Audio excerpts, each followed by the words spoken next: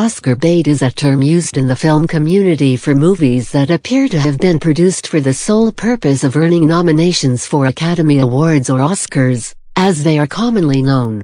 They are usually released just in advance of Oscar season, late in the calendar year, so as to meet the minimum eligibility requirements for the awards and be fresh in the minds of Oscar voters. The prestige or acclaim the studio may receive from the nomination or award is often secondary to the increased box office receipts such a film may garner. Some films may even be depending on it to turn a profit. Films seen as Oscar bait often have distinct characteristics. Lavishly produced epic-length period dramas, often set against tragic historical events such as the Holocaust, are frequently seen this way and often contend for the technical Oscars such as cinematography, makeup and hairstyling, costume design or production design. Alternatively, if set in the present, the plot may center on a character with a physical or mental disability. The cast may well include actors with previous awards or nominations, a trait that may also be shared by the director or writer. While the term has been used in discussions of films since at least 1948, and studios have always tended to release at least some films that seemed intended for Oscar voters near the end of the year, the explicit use of the Oscar nominations as a promotional strategy dates to 1978. That year, Michael Cimino's The Deer Hunter was shown only to limited audiences heavy with Oscar voters and critics for just long enough to be eligible, and then went into wide release after the nominations were announced. It ultimately won that year's Best Picture Oscar. In later years other studios emulated the strategy, and in the early 21st century the term has come into wide use among both filmmakers and viewers. Films termed Oscar bait are not always successful. Many films that appear to be made with the overt intent of gaming the system by pandering to the perceived biases of Academy voters have instead received no nominations at all. Audiences have in turn avoided those films in favor of those that did receive nominations. In a 2014 study of 3,000 films released since 1985, 2 UCLA professors identified the 1990 film Come See the Paradise as the most deliberately targeted for the Oscars. It did not receive any nominations and failed at the box office. A study by Gabriel Rossman and Oliver Schelk, 2 sociologists at the University of California, Los Angeles, UCLA, reviewed data from the Internet Movie Database, IMDb, such as genres and plot keywords, for 3,000 movies released between 1985 and 2009 to see what elements were likeliest to draw Oscar nominations. The researchers found that war movies, historical epics, and biographies earned the most. Plot elements of political intrigue, disabilities, war crimes and show business were also very common element of nominated films. A release during Oscar season, or by an independent division of a major studio were also strong indicators. The study found that some keywords had a strongly negative correlation with Oscar nominations, such as zombie, breast implant, and black independent film. According to the study, the movie that scored the highest and thus was the most blatant Oscar bait among the films surveyed was Alan Parker's 1990 Come See the Paradise, released by 20th Century Fox. It received that score for the previous Oscar nominations of Parker. Its setting in Hollywood, star Dennis Quaid plays a projectionist, and its depiction of a tragic historical event. His Japanese-American wife and children are interned against the background of war and racism. It was only released in a few cities during the last week of that year to make it eligible for the awards. However, it was not nominated for any.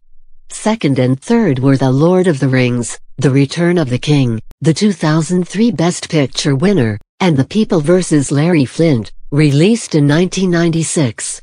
At the low end, as the movie in that period which least qualified as Oscar bait, was the 2006 remake of When a Stranger Calls, which indeed was not nominated for any Oscars.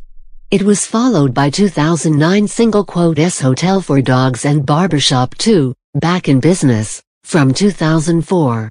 Rossman and Schelk used their data to develop an algorithm that could predict how many Oscar nominations a film would get. based on its similarities to other recent Oscar nominees. It did not take sophisticated statistical analysis, they noted. Entertainment Weekly had for many years correctly predicted the Oscar nominees.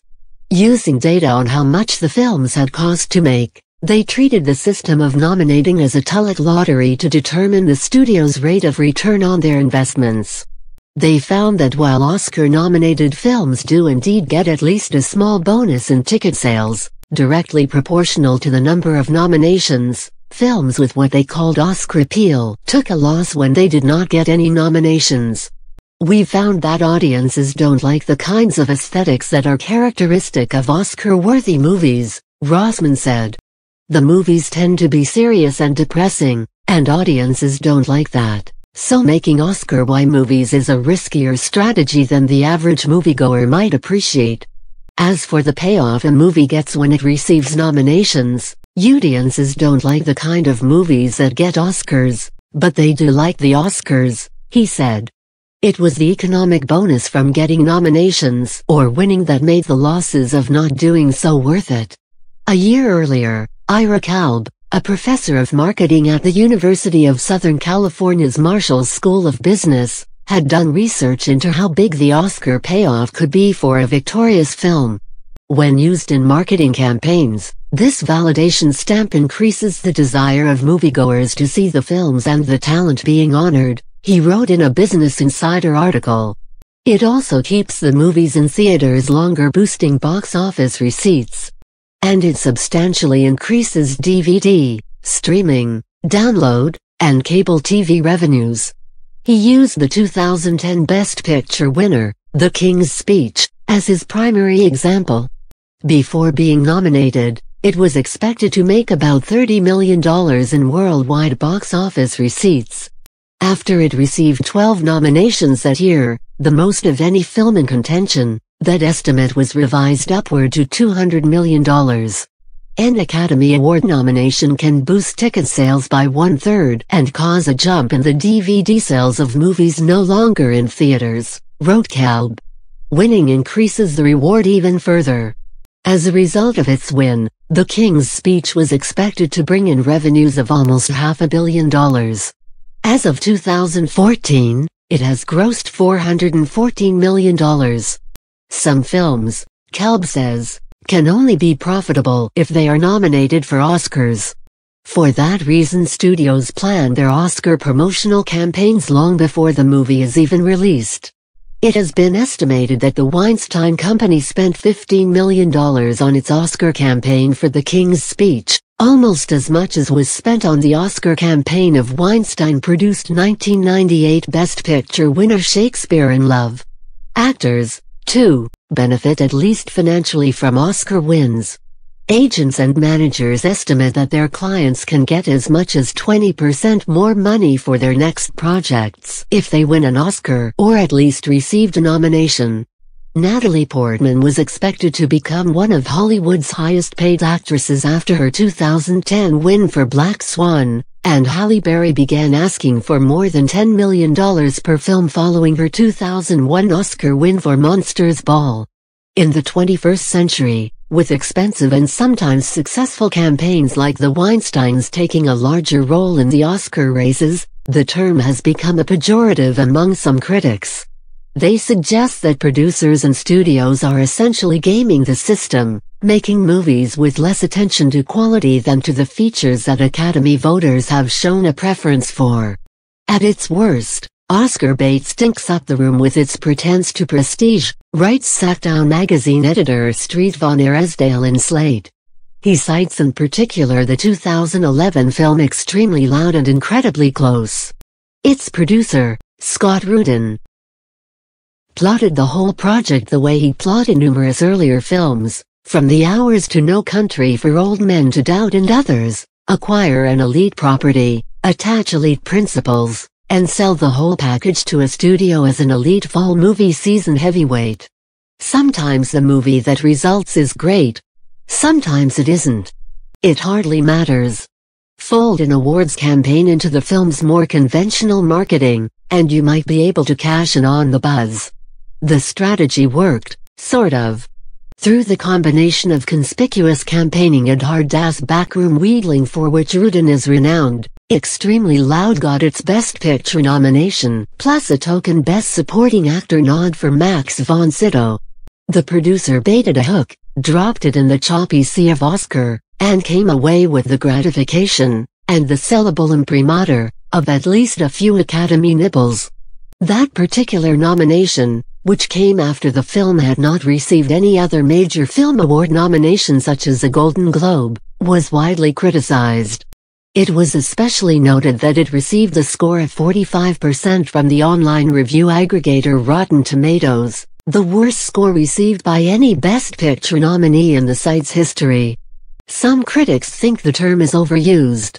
If I were Oscar blogging this year, a long rant about the empty foolishness of the phrase Oscar bait would be on the way, tweeted film historian Mark Harris in early December 2012, before some of that year's likely Oscar nominees had even been released. 4 years later, he explained his objections in a conversation with fellow Vulture editor Carl Buchanan. Primarily, he felt that it reduced the filmmakers' motivations to an attempt to win an award, regardless of what they might actually have been. Buchanan agreed that there was an implication that what appears to be prestigious is, in its own way, as formulaic as a Marvel blockbuster. For his part, he found the phrase to be a kind of anti-intellectual dog whistle for some users. Harris further observed that the films by directors such as Martin Scorsese, the Coen brothers and David Fincher released around Oscar season had many elements in common with movies by directors like Tom Hooper and Stephen Daldry, often dismissed as Oscar bait, like star-heavy ensemble casts, showcase scenes for the stars, and heavy marketing campaigns, yet it was only films by the latter directors that were so labeled. A way of diminishing movies by feminizing them, he said. Tease used as a sneer in the same way that masterpiece theater was used in the 1980s and merchant ivory was used in the 1990s. Buchanan said he used the term only for mediocre movies that conform to a pre-existing Oscar rubric far better than the more interesting films that get passed over, citing Frost/Nixon as an example, nominated as Best Picture for 2008 over well-reviewed films from that year less easy to categorize like Wall-E, The Wrestler, Rachel Getting Married and The Dark Knight. Harris responded by noting that Frost/Nixon had been adapted from a pretty uncinematic stage play and that neither of its stars had ever been nominated for an Academy Award before, whereas The Wrestler had several aspects often associated with Oscar bait, a sports movie with a character making a last-chance comeback, played by an actor making a comeback who physically transformed himself for the role. The difference is the presumptive maleness, Harris reiterated.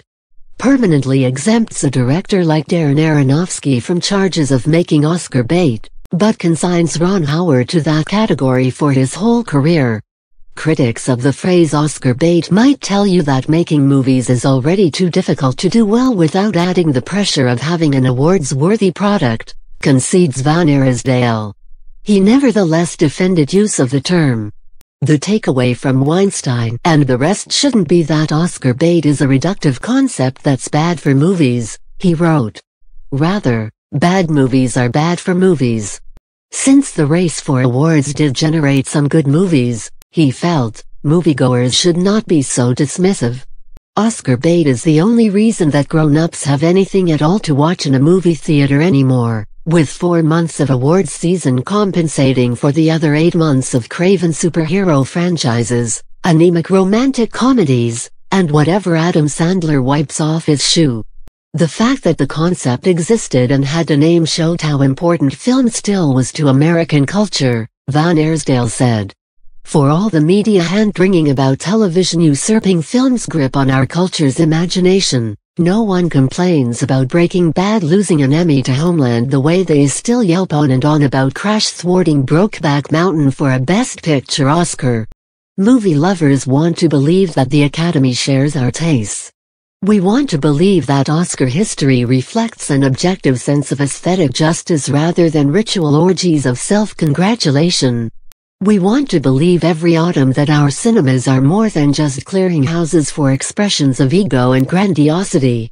Mostly we want to believe that a phrase like Oscar bait is somehow beneath a film culture so obsessed with anointing the best and greatest and top 10 of everything and handing out Academy Awards in the first place. We can't have it both ways, and anyway, why would we want to? As the oldest surviving tradition connecting Hollywood to its audience, Oscar bait is all the movies have left to insulate them from the dull, encroaching disposability of the culture around us. The only empty foolishness I can see is to not enjoy it, to not cherish it, while we still can.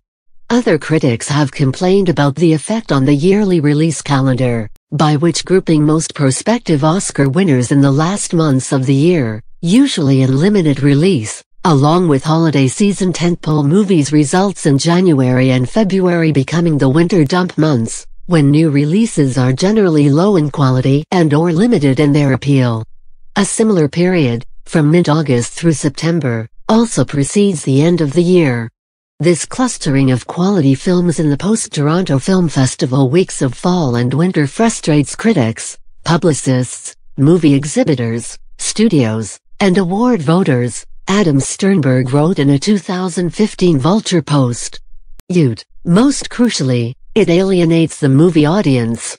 At the time that year's nominations were announced, he observed, it was expected that either Boyhood or Selma would win, yet the latter film had not yet gone into wide release, and another top contender, American Sniper, only went into wide release the day after nominations were announced.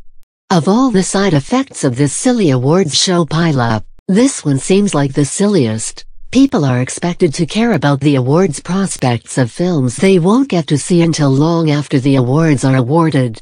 While acknowledging the dump months are a result of other factors besides the Oscars and beyond the studio's control, such as the weather, the economy and competition from other entertainment such as, especially, football season, Paul Shirey at Joblo.com nevertheless calls on Hollywood to spread out its Oscar-quality releases throughout the year. What is to stop Hollywood from releasing some of their better fare during these off months? Rather than saving them to win statues, why not put them out to reap some box office and fill an otherwise dead month with something worth seeing? And the argument that Academy voters may forget about films released early on is bogus, as the majority of them get screeners. And even with that in their court, many have confessed to never seeing most of the films up for an award. How bogus is that?